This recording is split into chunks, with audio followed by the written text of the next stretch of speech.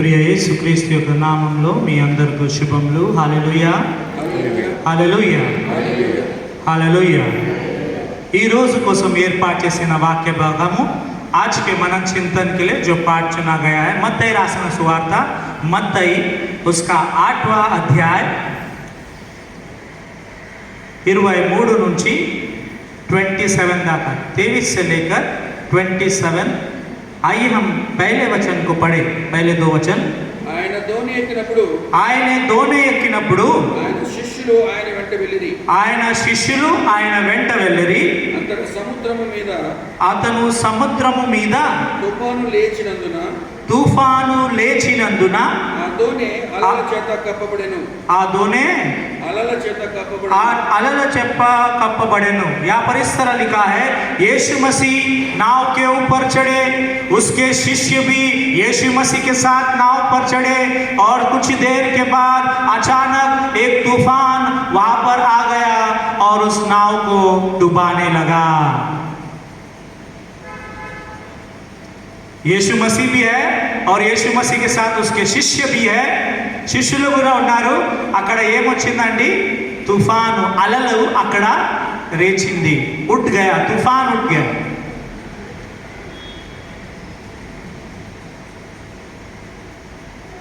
कई बार हम समझते हैं या हम अंडरस्टैंडिंग करते हैं, अपना सोच है यदि परमेश्वर हमारे साथ है तो कुछ भी प्रॉब्लम हमको नहीं आएगी. बराबर. ఏం సమస్య కూడా నాకు రాదు దేవుడు నా తోడు ఉంటే. కానీ ఇక్కడ చదివితే యేసు ప్రభు ఉన్నాడు, ఇంకా ఎవరున్నారు యేసు ప్రభుతో? శిష్యులు ఉన్నారు. కానీ అక్కడ ఏమొచ్చిందండి? तूफान వచ్చింది. वहां पर पैसे की कमी नहीं है या बीमारी नहीं आया है. हाँ, वहां पर घर के अंदर झगड़ा नहीं हुआ है, झगड़म కాలేదు. కానీ అక్కడ ఏమొచ్చిందండి? तूफान, डायरेक्ट तूफान ही आ गया. तूफान లో కొందరు బ్రతుకుతారు, కొందరు చనిపోతారు. तूफान के द्वारा कोई लोग बचते हैं तो कोई लोग मर भी जाते हैं. हम सभी के जिंदगी में तूफान आते रहता है. बराबर. तूफान कभी बीमारी की तरह आता है, कभी बच्चों की परेशानी की तरह या उनके एग्जाम्स की तरह आता है, या बच्चे कई बार बीमार हो जाते हैं. మనం అనుకుంటాం, అబ్బా దేవుడా ఏమైంది, దేవుడా ఏం చేశాను నేను, నా అబ్బాయికి నా అమ్మాయికి ఎలా ఇలా అవుతుందని మనం ఆలోచన చేస్తాం. कई बार जॉब चला जाता है, 2-3 महीने 6 महीने जॉब, 1 साल जॉब नहीं रहता है किसी को. उनके जिंदगी में एक तूफान से गुजर रहे रहते हैं. तूफान यही नहीं कि नाव में बैठा ही तो आने का है. हमारे जिंदगी में भी बहुत सारा तूफान आए हैं, गए हैं. చాలా ఎక్కులు ఇంకా తగ్గులు మనము చూచిన్నాము మన జీవితంలో. कई बार हमने ऊंचा नीचा हमारे जिंदगी में देखा है. कई सारे तूफान आए हैं. परमेश्वर आगे क्या बोलता है? पढ़िए अंडी, आगे पढ़िए. అప్పుడు ఆయన నిద్రించుండగా వారు ఆయన ఎద్దుకు వచ్చి ప్రభువా నశించిపోచున్నాము, మమ్మును రక్షించమని చెప్పి ఆయనను లేపిరి. यहाँ पर लिखा यीशु मसीह नाव में सो रहे थे. शिष्य उसके पास गए और कहा, स्वामी हम नाश हुए जा रहे हैं, तूफान आ चुका है, हम मरने को है, हमें बचाओ, మమ్మల్ని రక్షించుము, protect us. The wind is blowing strongly. The boat is about to drown. नाव डूबने को है.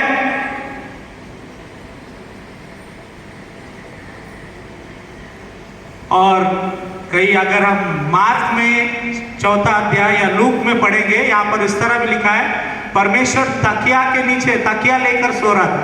He was sleeping with a pillow also.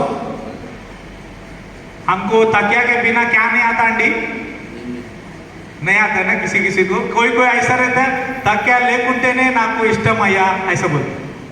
और बहुत लोग हैं जिसको तकिया से ही क्या आता है? नींद आता है क्योंकि सर का पोर्शन बराबर रहता है।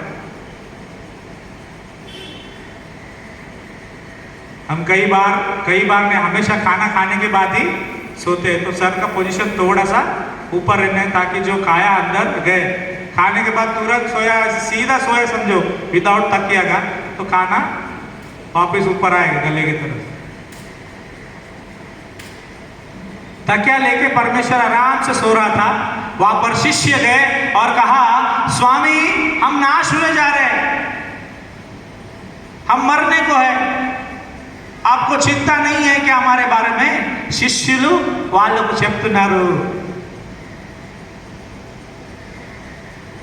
अब ये जो संदर्भ है, ये जो कॉन्टेक्स्ट है, ये जो सिचुएशन है, अभी शिष्यों ने वहां पर प्यार से बोला होगा या गुस्से में बोला होगा?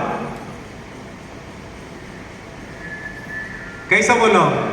कई बार बच्चे लोग भी माता पिता को कैसा बोलते हैं? गुस्से में बोलते हैं, पापा तेरे समझ में नहीं आता क्या? मम्मी इधर दे, मैं करता। और खास करके प्राण भयंलो వాళ్ళు ఉన్నారు, प्राण खोने के डर में है, तो क्या प्यार से जाके बोलेगा यीशु मसीह, देवा लेवप्पा, तूफान వచ్చింది కొంచెం బయటికి రా అప్పా, ऐसा बोलेगा? उधर लिखा है क्लियरली, वो डरे हुए थे, जाकर यीशु मसीह को उठाए, स्वामी हम नाश हुए जा रहे हैं। उसके बाद क्या हुआ? पढ़ेंगे सर, आगे पढ़िए। అందుకు ఆయన అల్ప విశ్వాసులారా ఎందుకు భయపడుచున్నారని వారికి చెప్పి లేచి గాలిని సముద్రమును గద్దింపగా మిక్కిలి నిమ్మనము ఆయను। గాలిని ఇంకా సముద్రమును ఏం చేయగా? గద్దింపగా వాళ్ళు మిక్కిలు నిమ్మనం ఆయను, निर्मलमु आयनु। परमेश्वर उनको एक क्वेश्चन पूछता है, जब परमेश्वर को उठाने आता है लोग, क्या क्वेश्चन पूछता है? అక్కడ ఒక ప్రశ్న దేవుడు అడుగుతున్నాడు, ఏమండి అది? అల్ప విశ్వాసములారా మీ విశ్వాసము ఎక్కడ? Where is your faith?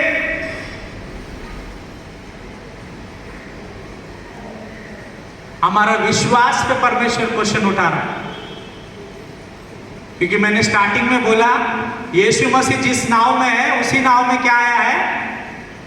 तूफान आया है। पर शिष्य लोग डाउट में है, उनका विश्वास हिल चुका है, डगमगा गया है। వాళ్ళ విశ్వాసము ఇక్కడ అక్కడ ఉంది, నేను బ్రతుకుతానా లేకపోతే చనిపోతానా, నా నావు ఇది నీళ్ళలో వెళ్ళిపోతుందా, నేను కూడా వెళ్ళిపోతానా చనిపోతానా అని భయంతో వాళ్ళు యేసు ప్రభుని లేపినారు।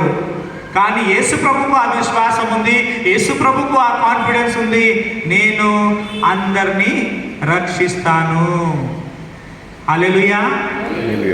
మనకు విశ్వాసం లేకుండదండి, మనకు విశ్వాసం తక్కువ ఉంటుంది, మనము విశ్వాసంలో ఇక్కడ అక్కడ ఉంటాము, కానీ దేవుడికి విశ్వాసం ఉంది, నేను నిన్ను రక్షిస్తాను। హల్లెలూయా।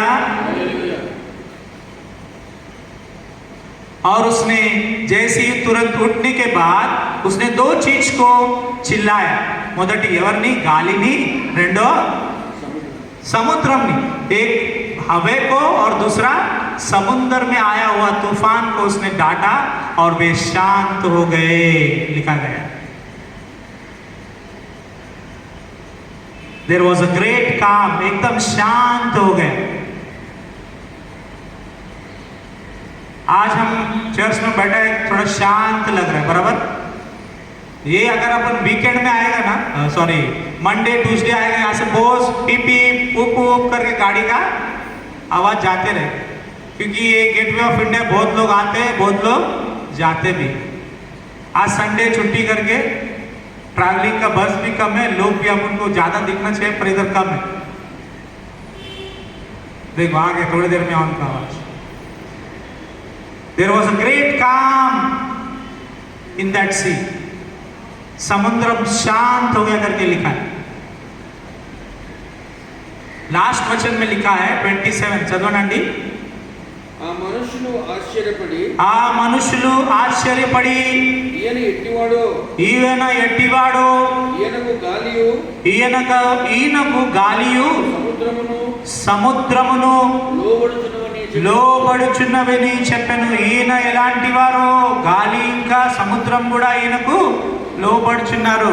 ఇస్కా మతలబ్ ఇప్పుడు దాకా శిష్యులకు దేవుని మీద पूर्ण विश्वासमो लेदू, क्योंकि अभी भी उनको क्वेश्चन आ रहा है, अरे ये कौन इंसान है जो आंधी को और पानी को आज्ञा दे रहा है, हवा को आज्ञा दे रहा है और ये शांत हो जा रहा है, कौन है ये करके they are confused. Everyone was amazed. What kind of man is this? They said, even the wind and the waves obey him.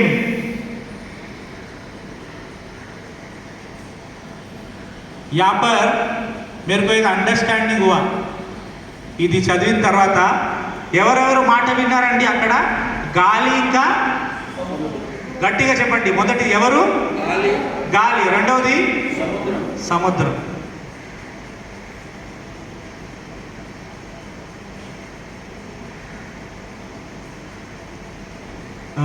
एड्डा सोलोमन जी के घर पे प्रेयर था. उस दिन जब मैं कोलाबा में आया, बहुत हवा चल रहा था, बहुत हवा चल रहा था.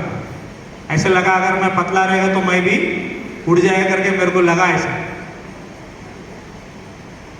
इससे भी ज्यादा गाली आपने देखा होगा, इससे भी तूफान वाला हवा आपने बरसात के टाइम पे देखा होगा. ऐसा भी हो सकता है कि इसका छप्पर भी उड़ के गया है, ये भी देखा होगा वीडियोस में या आपके आसपास में भी देखा होगा. గాలి ఇంకా సముద్రము దేవుడి మాట విని ఏమయ్యారండి? నిర్మలమయ్యారు. కానీ మనము మనుషులం ఉన్నామే, మనం అవుతున్నామా నిర్మలము? ఎంత మటుకు అవుతుందా? అయ్యా కొంచెం అవుతుంది. దేవుని వాక్యం వినేని గప్పుకున్నా, లేకపోతే ఆమెనే చూస్తా నేను బాగా उसको छोड़ती थी क्या मैं? उसको छोड़ता था क्या मैं? परमेश्वर का वचन सुन के अभी क्या उपवास चल रहा है ना 40 दिन का, इसलिए मैं थोड़ा शांति में है. ఈజీలే నా మనసు కొంచెం నిర్మలంగా ఉంది, లేకపోతే నేను విడవనయ్యా ఆయనని. ऐसा भी कुछ लोग है हमारे पास, वो कंपनी में हो या सोसाइटी में हो या हमारे चर्च में हो. గాలియు ఇంకా समुद्रमुनु, हवा और समुद्र में आए तूफान, दोनों ने परमेश्वर के बात को सुने और वे शांत हो गए. पर हम मनुष्य कई बार, मैं कहूंगा बार बार, हम परमेश्वर की आज्ञा का उल्लंघन करते हैं. అక్కడ రాయబడింది, మళ్ళీ ఒకసారి చదవండి. గాలి ఇంకా సముద్రము మళ్ళీ ఒకసారి చదవండి ఆ వాక్యం. అందుకు ఆయన అల్ప విశ్వాసులారా, 27 అండి, 27.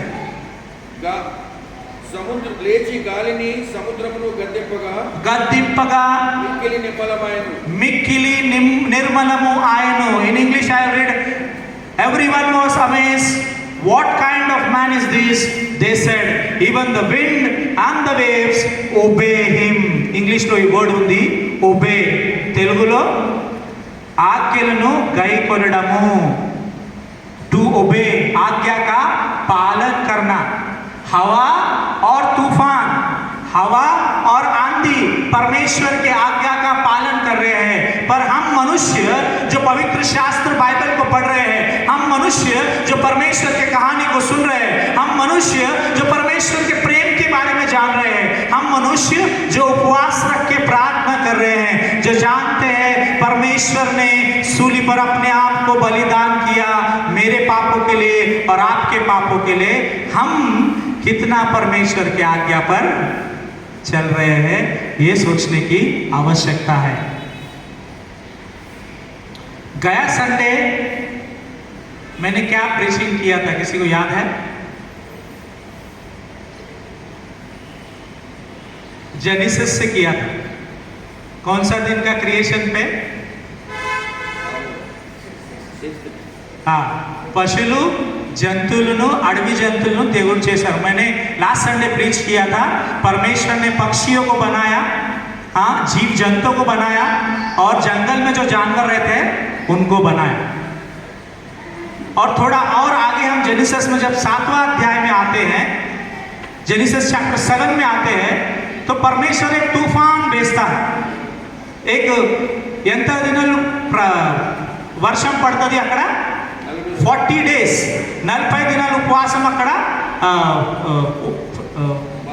बारिश पड़ता था, 40 दिन का बरसात वहां पर होता है। और वहां पर पढ़ेंगे तो लिखा गया है सब लोग मर जाते हैं।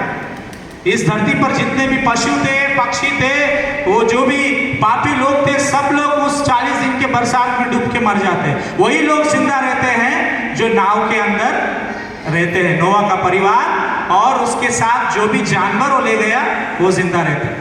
मतलब परमेश्वर ने स्टार्टिंग में क्या लेके आया था, तूफान लाया था। वो बरसात कितना दिन का था, 40 दिन का था।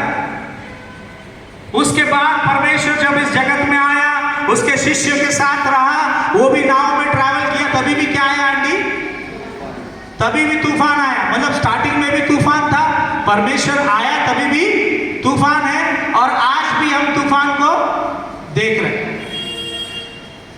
दिसंबर में तूफान हो गया था, कौन सा स्टेट में हो गया था इंडिया का, तमिलनाडु में हो गया, याद है, टीवी कुछ याद आ रहा है आपको। अगस्त में एक तूफान हो गया था, हिमाचल प्रदेश पूरा वीडियो फेमस हो गया था, घर घर बह के जा रहा था, हाँ पहाड़ से पानी आ रहा था, बहुत नुकसान हो गया। 72 लोग बह के चले गए, मर गए, कार चला गया, घर चला गया, आस्ति పోయింది, అంత పోయింది।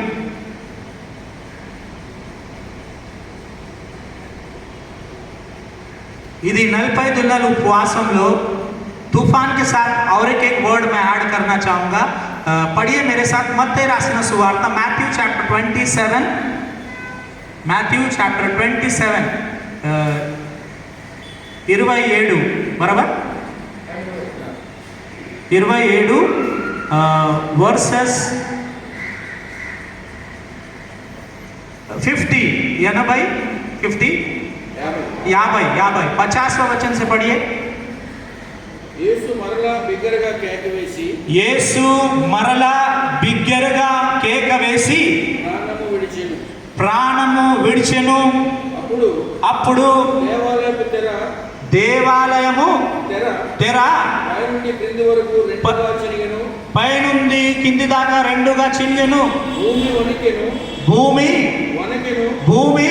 వణకెను, బండలు బద్దలాయను। Thank you sir, thank you so much. यहाँ पर हम जब यीशु मसीह के मरण के समय जब वो प्राण छोड़ता है, लिखा है मंदिर के जो पर्दे थे वो ऊपर से नीचे तक किसे फट गए, 2 में फट गए। అక్కడ ఏమొచ్చింది, అర్థక్వేక్ వచ్చింది, అక్కడ భూమి కదిలింది బరాబర్, ఇంకా రాళ్ళు బండలు బద్దలాయను। तूफान और अर्थक्वेक, तूफान हवा से और पानी से क्रिएट होता है। अर्थक्वेक जो है, अर्थ जब गर्म होता है बहुत और बहुत सारे सिम्टम्स है उसके, जब वो पूरे तरीके से अर्थक्वेक हिलता है तब अर्थक्वेक हमको होता है। आज मैं ये टॉपिक आप लोगों को इसलिए बोल रहा हूं क्योंकि భూమి కదలటము ఇది మనకు కూడా కొత్త విషయము కాదు। आपने भी कई बार बैठे बैठे हिल गए रहेंगे, राइट। आपको लगा रहेगा चक्कर आ रहा है क्या, फिर हम बोलते हैं नहीं रे बाबा क्या आ गया था, भूकंप आया था, हिला थोड़ा, ऐसा हुआ। तूफान भी आप लोगों ने देखा है। ये तूफान के वजह से, ये भूकंप के वजह से ఎవరికో నష్టం జరుగుతుందో, नष्टम అంటే किसका घर गिर जाता है, किसके बच्चे मर जाते हैं, किसका प्रॉपर्टी चला जाता है। ये तूफान के वजह से जो नुकसान लोगों का होता है, उस नुकसान को भरने के लिए मेथोडिस्ट चर्च इन इंडिया में कोरार करके एक कमेटी है। कौन सा कमेटी है? कोरार। बोलो CORAR, कोरार। बोलिए कोरार। 2 साल पहले जब केरला में बाढ़ आया था, मेथोडिस्ट चर्च इन इंडिया ने 6 घर बांध के दिए थे। कितने घर? 6 घर। अच्छा, बड़ा बड़ा केरला में बड़ा बड़ा घर रहते हैं, वो हिसाब से जितना भी पैसा अपना मेथोडिस्ट चर्च इन इंडिया ने जमा किया थोड़ा थोड़ा करके, उससे 6 घर केरला में बांध के दिए।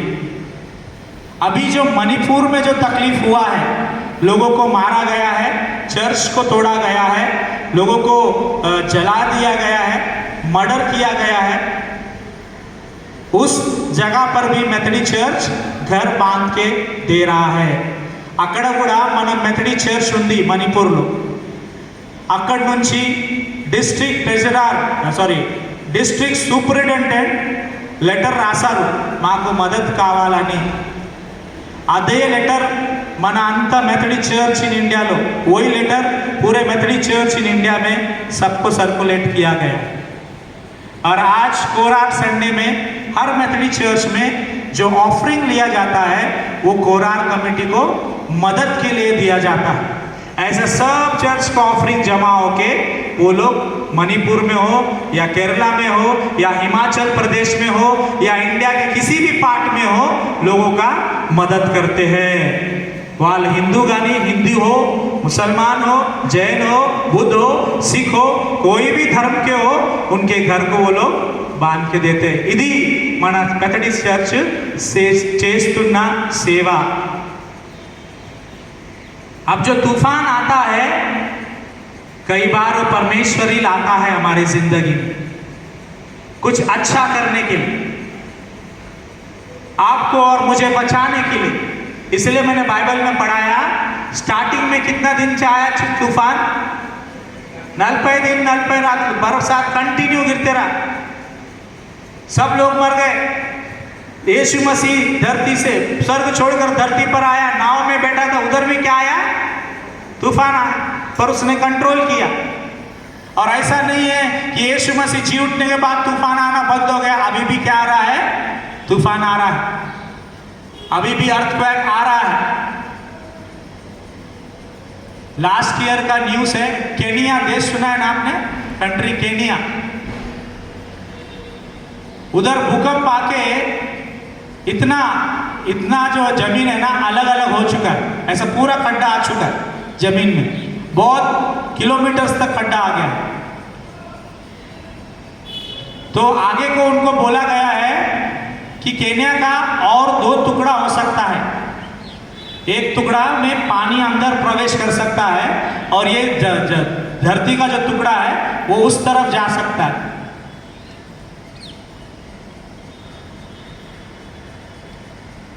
ఎప్పుడు మన జీవితంలో తుఫాన్ వస్తుందో, ఎప్పుడు మనము बोलते ना पैर के नीचे से जमीन खसक जाना, ఎప్పుడు మనము షేక్ అయిపోతామో, ఏ న్యూస్ ద్వారా మన హృదయంకు బాధ కలుగుతుందో మనకు తెలియదండి। ఎప్పుడు దాకా బ్రతుకున్నామో, जब तक हम जिंदा है हम मदद करने वाले बने, हम एक दूसरे को हेल्प करने वाले बने। क्योंकि बाइबल का वचन कहता है जिस नाप से तुम नापोगे उसी से तुम्हें नापा जाएगा। तेलुगुलो ఏము గట్టిగా నీవు ఏ కొలతతో వేరే వాళ్ళని కొలుస్తున్నావో అదే కొలత నీకు కూడా అప్లై అవుతుందండి। ఏం కొలతతో నీవు వేరే వాళ్ళని కొలుస్తున్నావో అదే కొలత దేవుడు నీకు కూడా अप्लाई చేస్తారు। जिस नाप से तुम नापोगे उसी से तुम्हें भी नापा जाएगा। अरे हिमाचल प्रदेश में मेरा कौन रहता है?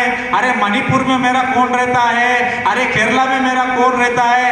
जान दे, मैं क्यों मदद करूं बोलेगा तो जब हम जरूरत में रहेंगे अपन को भी वही नाप लगेगा अंडी।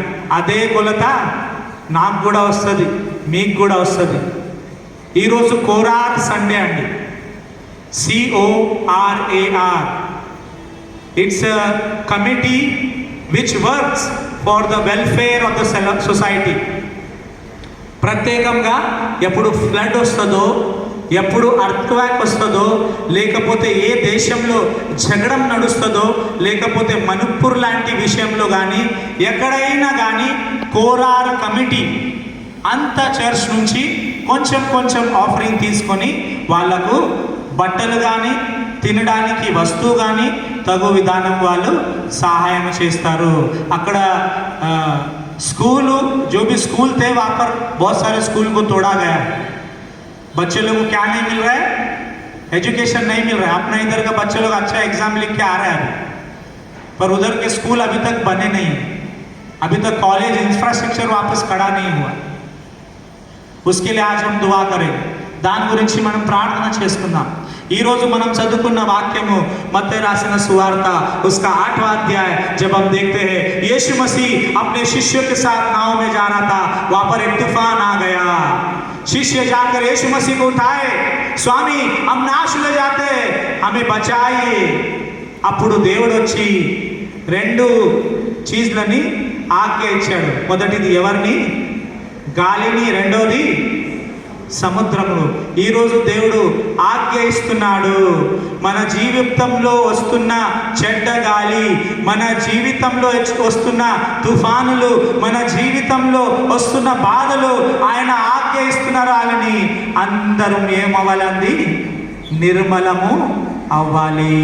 हमारे तूफान, हमारे बीमारियां, हमारे तकलीफ जो भी क्या होना चाहिए? निर्मल होना चाहिए, शांत हो जाना चाहिए करके आज यीशु मसीह आज्ञा दे रहे हैं. बोले हालेलुया. यदि आप चाहते हैं आपके जिंदगी में तूफान चले जाए, आपके जिंदगी में परेशानियां चलाए, तो परमेश्वर से आज प्रार्थना करेंगे. మా జీవితంలో ఉన్న తుఫాన్ని, మా జీవితంలో ఉన్న టెన్షన్ని, मेरे अंदर के बीमारी, मेरे अंदर के टेंशन को शांत कर दे प्रभु. आइए हम अपनी आंखों को बंद करेंगे और प्रार्थना करेंगे. Let us look to God in prayer.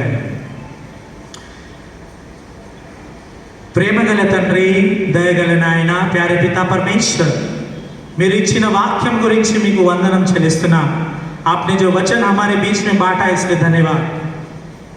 మీరు ఆజ్ఞ ఇచ్చారు తండ్రి, గాలిని ఇంకా సముద్రము ఇద్దరు నిర్మలము అయిపోయి ఉన్నారు తండ్రి.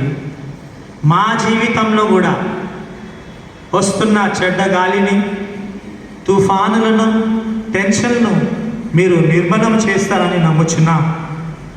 हमारी जिंदगी में जो तूफान, जो चिंता है, परेशानी है, उसे शांत करने के लिए आपसे दुआ करते हैं.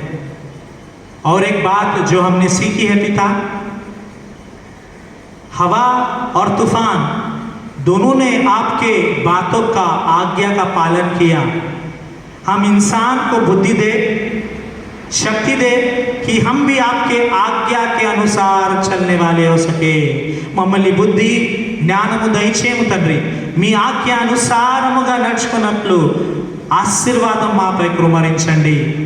ఈ తుఫాను వలన, అర్త్క్వేక్ వలన, భూమి కదలడం వలన ఎంత నష్టం జరిగిందో తండ్రి. వేరే వేరే ప్రాంతంలో, కేరళ కానీ, హిమాచల్ ప్రదేశ్ కానీ, మణిపూర్ కానీ, ఈ విశ్వంలో ఎక్కడ జరిగినా తండ్రి, కోరార్ committee of Methodist church in India అందరినీ సహాయం చేయనట్లు మీరే శక్తి, బలము, మంచి మనసు దయచేస్తారని నమ్ముచు हम सभी को आपके पवित्र चरणों में समर्पित करते हैं. कोरार कमेटी विश्व में जहाँ पर भी तूफान या अर्थक्वेक आते हैं पिता, उन लोगों की मदद करने वाले हो सके, ऐसा बुद्धि ज्ञान हम सभी चर्च मेंबर्स को आप देने के लिए दुआ करते हुए ఈ కొద్ది విన్నపములు మా ప్రియ ప్రభువైన యేసు క్రీస్తు యొక్క నామములో ప్రార్థించి వేడుకొంచున్నాం తండ్రి. ఆమేన్. ఈ వీక్ అనౌన్స్మెంట్ విందామండి. వచ్చే సండే యథావిధిగా ఇలాగే మనము ఆరాధన కలుసుకుందాం. అందరూ సమయానికి రావాలని మనవి చేస్తున్నా. వచ్చే శనివారం 16th తారీఖున కరెక్ట్ లక్ష్మీ అమ్మ గారి ఇంట్లో ప్రార్థన ఉండును. వచ్చే 16th తారీఖున లక్ష్మీ అమ్మ గారి ఇంట్లో ప్రార్థన ఉండును. సాయంత్రం అమ్మ ఏం నగర్ అది? గణేష్ మూర్తి నగర, ఓకే, గణేష్ మూర్తి నగర్లో ప్రార్థన ఉండును. అదేవిధంగా 18వ తారీఖున లలితమ్మ గారి ఇంట్లో ఆమె బర్త్డే అనగా ఆమె అక్కడ ప్రార్థన పెట్టుకుని ఉంది. లెంట్ ప్రేయర్ మీటింగ్ 18వ తారీఖున అమ్మ లలితమ్మ గారి ఇంట్లో ప్రార్థన ఉండును. అదేవిధంగా 24th పామ్ సండేకు చర్చ్ అనంతరం చర్చ్ అయిన తర్వాత అబేద్నగో గారి ఇంట్లో ప్రార్థన ఉండును. జ్ఞాపకం పెట్టుకోండి అండి. 24th చర్చ్ అయిన తర్వాతనే మనం ఇక్కడ నుంచి బాయికలకు ప్రార్థన కోసం వెళ్దాము. అందరూ రావాలని మనవి చేస్తున్నా. చర్చ్ అయిన తర్వాత కమిటీ మీటింగ్ ఉండును. కమిటీ మెంబర్స్ ప్లీజ్ మీరు కొంచెంసేపు వెయిట్ చేయాలని మీకు మనవి చేస్తున్నా. ఈ వీక్లో బర్త్డేస్, వెడ్డింగ్ యానివర్సరీ, కృతజ్ఞత కానుకలు ఇచ్చిన బిడ్డలు అయితే ముందుకు రావాలని మనవి చేస్తున్నా. ఎవరు లేకపోతే మనం చివరి ప్రార్థన చేసుకుందాం. బర్త్డేస్, వెడ్డింగ్ యానివర్సరీ, కృతజ్ఞత కానుకలతో ఉన్న బిడ్డలు ముందుకు రావాలని మనవి.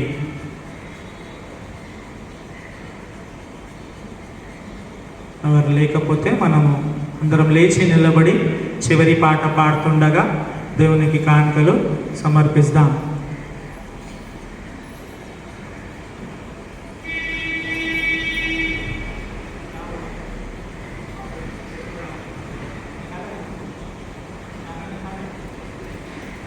ఓకే,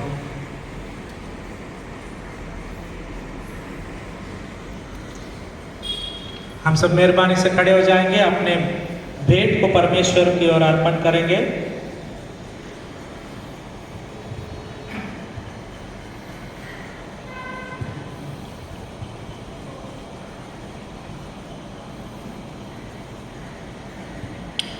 धन्यवाद के साथ स्तुति गाऊंगा. इस हिंदी गीत को हम गाएंगे, एक स्टैंजा गाएंगे और उसमें हम दान को लेंगे. धन्यवाद के साथ स्तुति गाऊंगा, यीशु मेरे खुदा, उपकार तेरे बेशुमार, कोटि कोटि स्तुति. धन्यवाद, धन्यवाद के साथ स्तुति गाऊंगा, यीशु मेरे खुदा, उपकार तेरे बेशुमार, कोटि कोटि स्तुति. धन्यवाद, योग्यता से बढ़ के दिया है अपनी दया से तूने मुझे, योग्यता से बढ़ के दिया है अपनी दया से तूने मुझे, मांगने से ज्यादा मिला मुझे, आभारी हूँ प्रभु मैं. मांगने से ज्यादा मिला मुझे, आभारी हूँ प्रभु मैं. धन्यवाद के साथ स्तुति गाऊंगा, यीशु मेरे खुदा, उपकार तेरे बेशुमार, कोटि कोटि स्तुति. धन्यवाद, धन्यवाद, धन्यवाद के साथ स्तुति गाऊंगा, यीशु मेरे खुदा, उपकार तेरे बेशुमार, कोटि कोटि स्तुति. धन्यवाद, कोटि कोटि स्तुति. धन्यवाद, कोटि कोटि स्तुति. धन्यवाद, कोटि कोटि स्तुति. धन्यवाद. Hallelujah, hallelujah.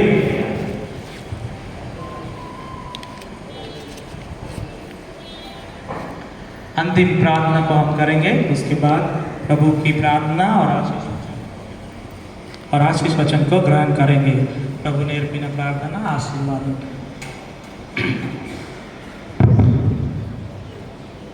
ప్రేమగల తండ్రి, దయగల నాయన, మరి ఒకసారి నీ నామమును స్తుతిస్తూ వందనం చెల్లిస్తున్నాం తండ్రి. ఈరోజు మీరు మాట్లాడిన మాటలు మీకు వందనం చెల్లిస్తున్నాం. आज वचनों के द्वारा आपने हमसे बातचीत की, इसके धन्यवाद। हमारा विश्वास बहुत कम है और कई बार हमारा विश्वास डगमगा जाता है। आपने हमसे पूछा, कहाँ है आपका विश्वास? ఈ విశ్వాసం ఎక్కడ ఉంది అని. ఆ తర్వాతనే మీరు గాలిని ఇంకా సముద్రంని గద్దించున్నారు. వాళ్ళు నిర్మలము అయిపోయి ఉన్నారు. తండ్రి, మా జీవితంలో కూడా వస్తున్న అలలు, తుఫానులు మీకు తెలుసును. తగు విధానంగా అది కూడా నిర్మలము అవునట్లు మీరే సహాయం చేయాలని కోరుకుంటున్నాం. కోరార్ కమిటీలో ఉన్న బిడ్డల గురించి ప్రార్థన చేస్తున్నాం. మెథడిస్ట్ చర్చ్ ఇన్ ఇండియా ఈ కోరార్ కమిటీని ఇంకా దీవించండి, ఇంకా ఆశీర్వదించండి. ఎక్కడ తుఫాన్ వస్తుందో, ఎక్కడ భూమి కలుగుతుందో, దీనివలన జరుగుతున్న నష్టం ద్వారా వాళ్ళు అక్కడ పని చేస్తున్నారు, అక్కడ సేవ చేస్తున్నారు. చిన్నల నుంచి పెద్దల దాకా వాళ్ళని అవసరం నుంచి తీస్తున్నారు. తండ్రి, ఈ కమిటీని, వాళ్ళ అక్కర్ని మీరు ఆశీర్వదించాలని కోరుకుంటున్నాం. వచ్చిన కానుకల గురించి ప్రార్థన చేస్తున్నాం. ఈ కానుకలను దీవించి ఆశీర్వదించండి. కానుకలు తీసిన బిడ్డలు అషర్స్ని దీవించండి, వాళ్ళ రెక్కల కింద కాపాడాలని కోరుకుంటున్నాం. ఆయన చేయి నొప్పి, పితా పరమేశ్వర్ के हाथ दर्द को निकालना, ఈ నొప్పిని తీసివేసి ఆయన హృదయమును నిర్మలంగా, ఆ చేతి నొప్పిని నిర్మలంగా చేయాలని కోరుకుంటున్నాం. इस दर्द को शांत करने के लिए हम प्रार्थना करते हैं. सर से लेकर पैर तक भाई को आपके चरणों में समर्पित करते हैं. वीर कुमार जी को भी आशीर्वादित करना, उनकी चिंता परेशानी, उनके परिवार को भी आपके चरणों में समर्पित करते हैं. आने वाले दिनों में पिता, इनके बेटे के ट्रांसफ़र आप बॉम्बे में कराने के लिए आपसे दुआ करते हैं, ताकि एकजुट परिवार सब मिलकर रहे, खुशियों में रहे. ऐसा प्रार्थना हम आपसे करते हैं. वीर कुमार जी को भी सर से लेकर पैर तक आपके चरणों में समर्पित करते हैं. आए तमाम लोगों को आपके चरणों में समर्पित करते हैं. వచ్చిన అందరు బిడ్డల్ని దీవించండి, ఆశీర్వదించండి. उनके दुख में सुख में आप साथ बने रहना. వాళ్ళ దుఃఖంలో సుఖంలో మీరు ఆశీర్వాదం కుమరించండి. ఈ రోజు వినిన పాటలు, పాడిన పాటలు, आज गाए हुए गीत, सुने हुए गीत हमारे जिंदगी में आशीष का काम करे, ऐसा प्रार्थना हम आपसे करते हैं. पिता परमेश्वर, जब आप सूली पर थे, मंदिर का पर्दा ऊपर से नीचे तक फट गया और धरती हिलने लगी, भूकंप आ गया. पिता परमेश्वर, इस 40 दिन के उपवास काल में जब हम आपके दुख, आपके चिंता के ऊपर ध्यान करते हैं, जिन जिन घर पर हम प्रार्थना कर रहे हैं पिता, सभी को आशीर्वादित कर. जो प्रार्थना नहीं रखे उन्हें भी आप आशीर्वादित करने के लिए दुआ करते हुए भुवन तेलुगु चर्च के हर एक सदस्य को आपके पवित्र चरणों में समर्पित करते हैं. हमारे ब्रदर जो YouTube चैनल के द्वारा इस माध्यम को रिकॉर्ड कर रहे हैं और YouTube में पोस्ट कर रहे पिता, उस ब्रदर को भी आशीर्वादित करना, उसके परिवार को भी आशीर्वादित करना. भुवन चर्च की कमेटी को, गांव में रहने वाले मेंबर्स, बॉम्बे में रहने वाले मेंबर्स, వేరే వేరే దేశంలో ఉన్న మెంబర్స్ని అందరినీ దీవించి ఆశీర్వదించాలని కోరుకుంటూ, మళ్ళీ ఒకసారి మెథడిస్ట్ చర్చ్ ఇన్ ఇండియా కోరార్ కమిటీని ఈ చేతులకు సమర్పించుకుంటూ ఈ కొద్ది విన్నపములు మా ప్రియ ప్రభు అయిన యేసు క్రీస్తు నామములో ప్రార్థించి వేడుకుంటున్నాం తండ్రి, ఆమేన్. పరలోకమందున్న మా తండ్రి, నీ నామం పరిశుద్ధపరచబడును గాక, నీ రాజ్యం వచ్చును గాక, నీ చిత్తం పరలోకమందు నెరవేరినట్టు భూమి యందు నెరవేరును గాక. మాకు దినాహారం మాకు దయచేయము, మా రుణస్థులను క్షమించు ప్రకారం మమ్మల్ని క్షమించుము, దుష్టుని గతిని స్థాపించుము. ఎందుకంటే రాజ్యం, శక్తి, స్వామి, ఆమేన్. ఇప్పుడు మన తండ్రి అయిన యెహోవా ప్రేమ, యేసుక్రీస్తు యొక్క కృప, పరిశుద్ధాత్మ యొక్క అన్యోన్య సహవాసము మనమందరంతో, దుఃఖంతో బాధపడుతున్న బిడ్డలు మణిపూర్లో, హిమాచల్ ప్రదేశ్లో, కేరళలో ఉన్న బిడ్డలతో ఖురాన్ కమిటీతో ఇప్పుడు ఎల్లప్పుడు సదాకాలము తోడై ఉండును గాక. ఆమేన్. పంపుము